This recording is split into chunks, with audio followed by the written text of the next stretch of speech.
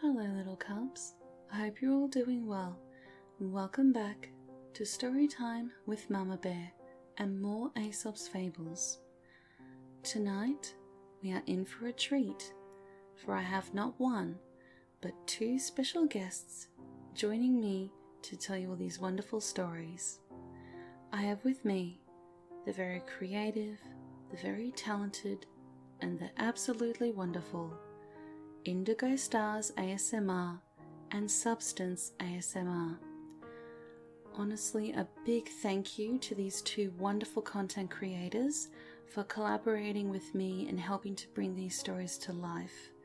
Honestly, their content is some of the best I've seen in my journey so far as an ASMR artist.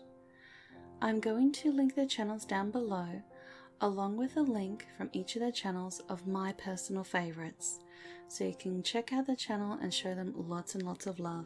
You will not regret it, I promise you. And if you enjoy this collaboration, please be sure to give it a like and share with your family and your friends. And of course, be sure to subscribe for more story time with Mama Bear. I hope you all enjoy, and as always, sweet dreams. The Cat and the Old Rat. There once was a cat who was so watchful that a mouse hardly dared show the tip of his whiskers for fear of being eaten alive. That cat seemed to be everywhere at once, with its claws all ready for a pounce. At last the mice kept so closely to their dens that the cat saw he would have to use his wits well to catch one. So one day he climbed up on a shelf and hung from it, head downward as if he were dead, holding himself up by clinging to some ropes with one paw. When the mice peeped out and saw him in that position, they thought he had been hung up there in punishment for some misdeed. Very timidly at first, they stuck out their heads and sniffed about carefully, but as nothing stirred, all trooped joyfully out to celebrate the death of the cat. Just then, the cat let go his hold, and before the mice recovered from their surprise, he had made an end of 3 or 4. Now the mice kept more strictly at home than ever, but the cat, who was still hungry for mice, knew more tricks than one. Rolling himself in flour until he was covered completely, he lay down in the flour bin with one eye open for the mice. Sure enough, the mice soon began to come out. To the cat, it was almost as if he already had a plump young mouse under his claws, when an old rat, who had had much experience with cats and traps, and had even lost a part of his tail to pay for it, sat up at a safe distance from a hole in the wall where he lived. "Take care," he cried. "That may be a heap of meal, but it looks to me very much like the cat. Whatever it is wisest to keep at a safe distance." The wise do not let themselves be tricked a second time. The goat herds and the wild goats.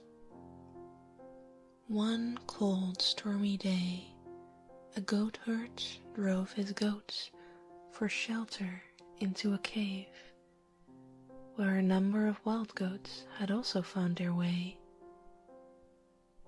The shepherd wanted to make the wild goats part of his flock, so he fed them well, but to his own flock he gave only just enough food to keep them alive.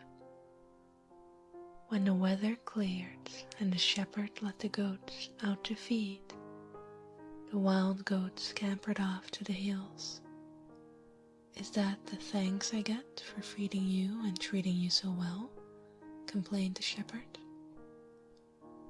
"Do not expect us to join your flock," replied one of the wild goats. "We know how you would treat us later on if some stranger should come in as we did. It is unwise to treat old friends badly for the sake of new ones." The Wolf and the Goat. A hungry wolf spied a goat browsing at the top of a steep cliff where he could not possibly get at her. That is a very dangerous place for you, he called out, pretending to be very anxious about the goat's safety. What if you should fall? Please listen to me and come down. Here, you can get all you want of the finest, tenderest grass in the country. The goat looked over the edge of the cliff. How very, very anxious you are about me, she said, and how generous you are with your grass. But I know it's your appetite you are thinking of, not mine. Moral of the story: an invitation prompted by selfishness. Moral of the story: an invitation prompted by selfishness is not to be accepted. The Eagle and the Jackdaw. An eagle, swooping down on powerful wings, seized a lamb in her talons and made off with it to her nest. A jackdaw saw the deed, and his silly head was filled with the idea that he was big and strong enough to do as the eagle had done. So with much rustling of feathers and a fierce air, he came down swiftly on the back of a large ram. But when he tried to rise again, he found that he could not get away, for his claws were tangled in the wool. And so far was he from carrying away the ram, that the ram hardly noticed he was there. The shepherd saw the fluttering jackdaw, and at once guessed what had happened.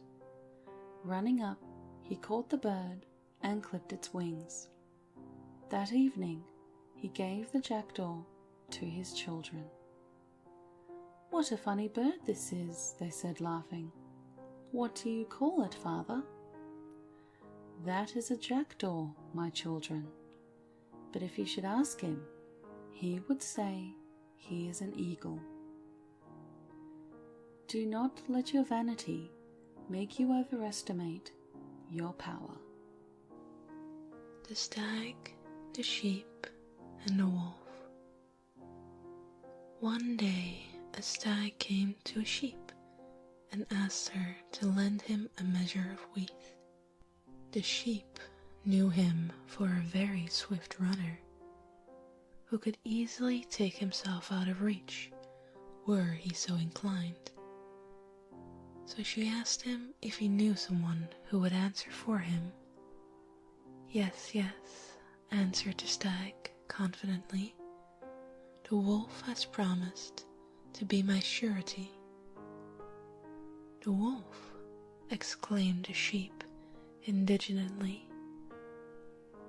"Do you think I would trust you on such security? I know the wolf. He takes what he wants and runs off without paying. As for you, you can use your legs so well that I should have little chance of collecting the debt if I had to catch you for it. Two blacks do not make a white." The Man and the Lion. A lion and a man chanced to travel in company through the forest. They soon began to quarrel, for each of them boasted that he and his kind were far superior to the other both in strength and mind. Now, they reached a clearing in the forest, and there stood a statue. It was a representation of Heracles in the act of tearing the jaws of a Nemean lion. "See," said the man, "that's how strong we are. The king of beasts is like wax in our hands." "Oh," laughed the lion, "a man made that statue. It would have been quite a different scene had a lion made it." Moral of the story: it all depends on the point of view and who tells the story.